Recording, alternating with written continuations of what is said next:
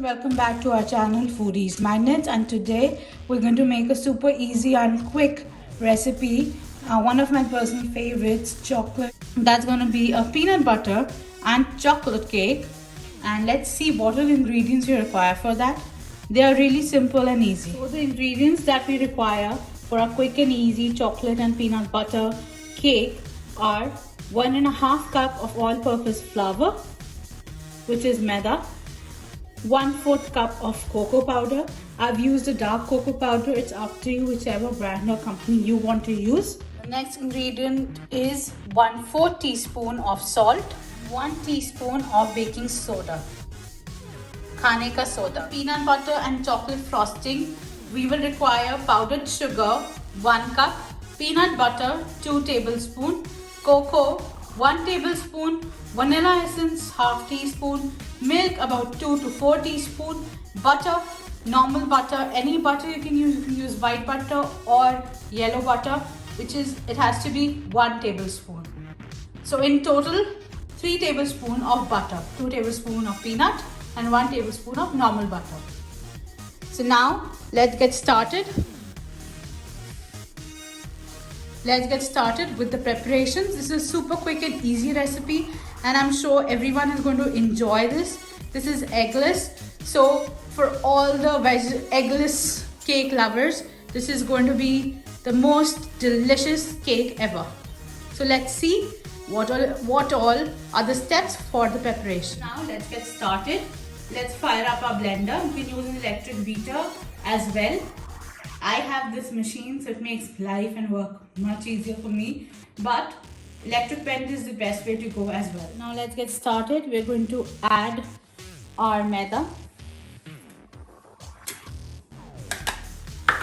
Just give it a nice sift once. This is a very easy peasy recipe, so you don't need to worry. That's it. Now let's add our baking powder, baking soda, and now let's add our cocoa powder as well in it. Just sift it once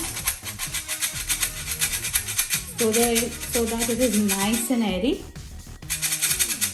So this is 1/4 of cocoa powder in it. Now let's add 1/4 teaspoon of salt. So now we've just mixed all our dry ingredients into a bowl. Now we're adding our sugar to it as well. 200 grams of sugar. This is powdered sugar. You can use crystallized sugar as well. Let's just start our blender, electric beater, and just mix this all well. So all the dry ingredients are going to be mixed well. It's a super easy recipe. You don't need to worry at all. So let's see what are the next steps. Next, we're going to take another bowl, add all our wet ingredients to it, give it a nice stir, and add it to the dry ingredients. It's that simple and easy. First, let's add our 240 ml of water. This is 1 cup of water. Let's add our it's a lightly flavored olive oil. 1 tablespoon, 2 tablespoons, 3, 4, 5, and 6. Let's add 1 tablespoon of white vinegar into this. Now let's add 1 teaspoon of vanilla. Wow, I just love the aroma of vanilla extract. I'm using a Mexican vanilla, pure vanilla extract. You can use whichever one you want. Now let's just stir all our wet ingredients together.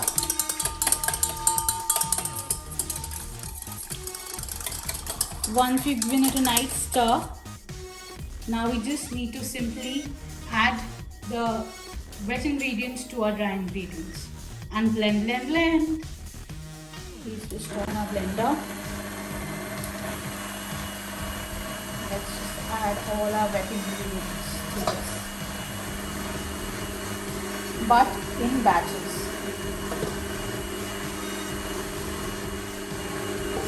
Now we are adding the rest of our wet ingredients.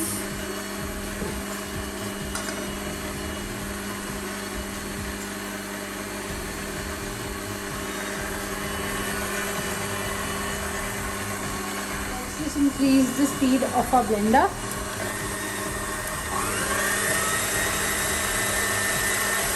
That's such a smooth batter, isn't it? I just can't wait to get this cake out of the oven and have some bites with this cake. So we're almost there. Everything is done. We've just mixed everything up well. We'll now pour this batter into a prepared cake tin and bake it. And let's see, this is the consistency that we require for the cake batter. I repeat, this is a super easy eggless cake recipe and everyone is going to enjoy this recipe at home. Get along all your kids and bake some lovely memories along, which you all will cherish. Yum! So now let's pour in the cake batter. Don't fill it all over the top. We need to fill our cake tins for about till the half mark.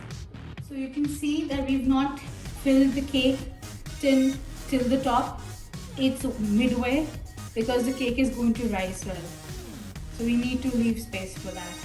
I have transferred the cake batter into the tins and I have preheated the oven at 180 degrees Celsius and our cakes are all ready to be set in the oven for 30 minutes at 180 degrees Celsius, right? So let's get baking. Preheated the oven at 180 degrees Celsius and the cakes are all in. For 30 minutes, we're going to set the timer. This is going to be a super delicious, moist and soft cake, everyone. So brace yourselves.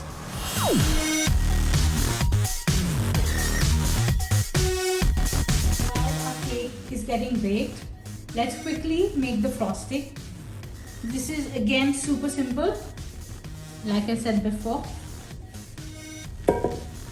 Now let's add to the same cake batter tin. I'm adding to the same bowl where we mixed all our dry ingredients and wet ingredients. I'm adding the powdered sugar. This is 1 cup of powdered sugar. There it goes. Now let's add our cocoa powder to this. Let's add 2 tablespoons of peanut butter. I like the chunky one, so I'm using the chunky peanut butter. If you want the creamy one, you can use that.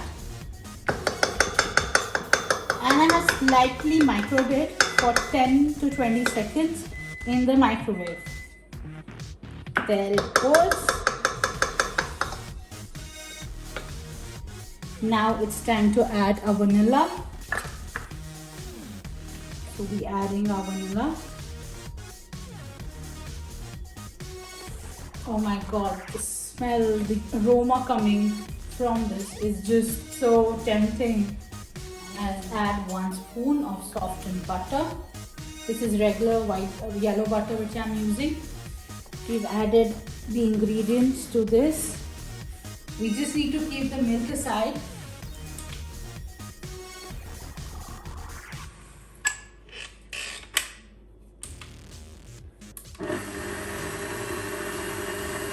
Now let's just start our blender and we need to whisk these ingredients.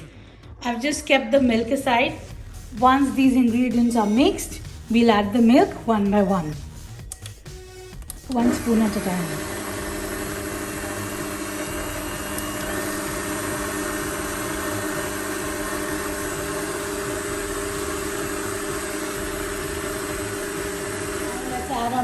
1 spoon,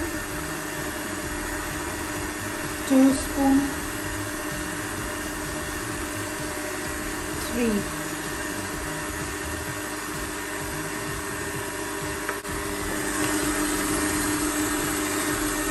The frosting is just coming to life. Adding 1 spoon extra. So in total we use 4 tablespoons of milk to get that perfect consistency for the frosting. Yum! Our ganache of frosting is all ready. It's such an easy frosting, don't you agree with me? The whole recipe is super easy, yet amazingly sinfully delicious. This is the consistency that we require for spreading this frosting on our cakes. Well, look at these beauties. Aren't they looking just amazing? Our cakes have just baked and we're going to take them out and cool it on a wire rack.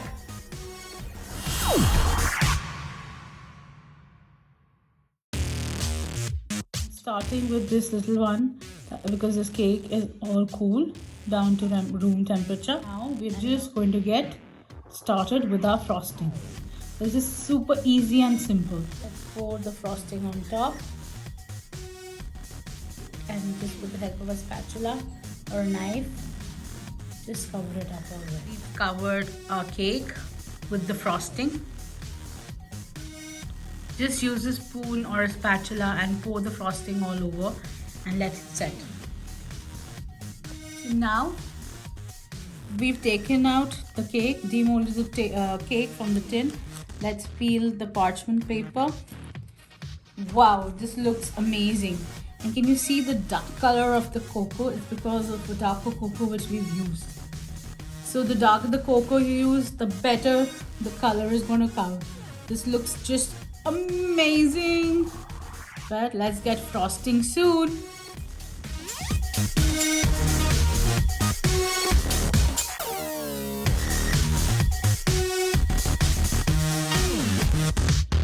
There are two ways. Either you can just take out your cake and pour some Hershey's chocolate syrup on top to give it a nice glazy effect, and you can serve it as it is.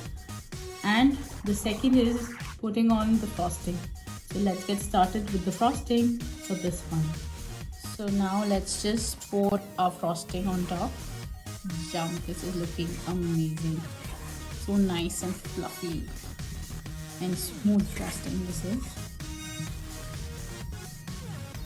If you want to make this frosting into a glaze, you can simply add more of milk to this and it will become a nice glaze, like a ganache. Now, like we poured in the whole frosting, you can see effortlessly it's just sliding down. You just need to give it a little bit of direction the way you want it to be.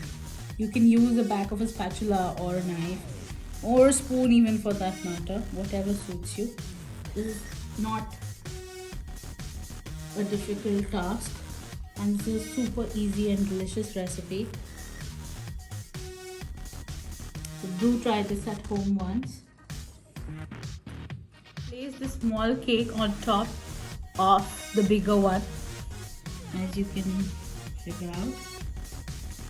This is up to you. I'm making this cake for a special occasion, that's why I've tiered it, or else you can just use these individual cakes. So I'm letting all the excess of the chocolate ganache and the frosting to come down in a plate or a container, and we're going to let them just cool at room temperature, and it's ready to slice. But let's get decorating.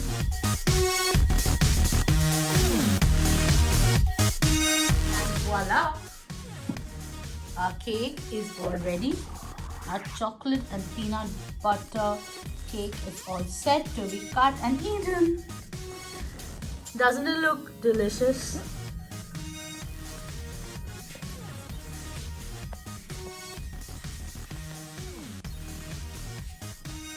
From all angles. I really hope that you like this recipe. It's a sprinkle overload access chocolate peanut butter cake. I hope that you like this recipe. Please do like, share and subscribe to my channel on YouTube by the name of Foodie Magnet. See you until next time. Please take care. Bye bye.